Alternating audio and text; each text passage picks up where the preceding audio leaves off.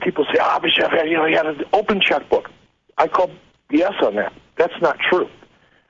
When I took over WCW, it was a $24 million a year company, grossing $24 million a year, and it was losing $10 million a year into profit.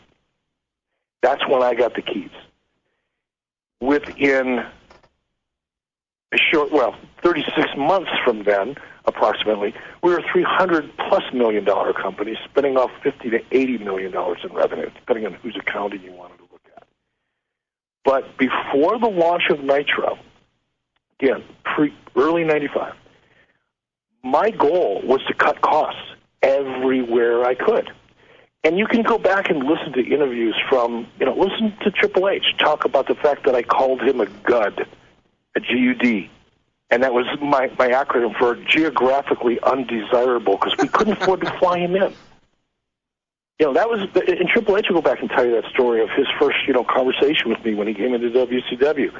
He probably took that as a little bit of an insult, but that was where we were. We were tightening our belts so much because we didn't have the money to spend. I cut down on house shows because everybody that was running the house show, the live event business prior to me taking over, they knew they were losing money every time they went out the door, but their approach to fixing that, it's kind of like Democrats, is let's just go spend more money.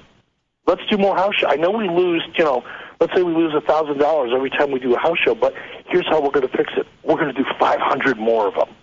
Well, I suck at math. I don't even carry a checkbook, but I can figure that math out.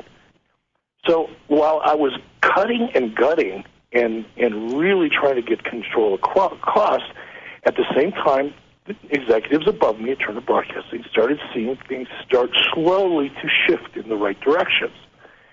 As things started to shift, they started giving me more and more latitude. I still had to go before the executive committee and present, a budget, 1 year at a time, and they would go through it line by line by line, and they would challenge me on every single aspect of it.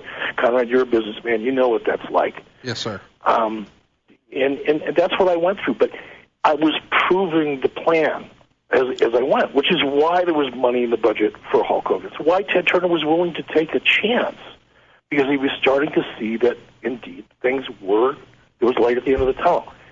So when Nitro came about,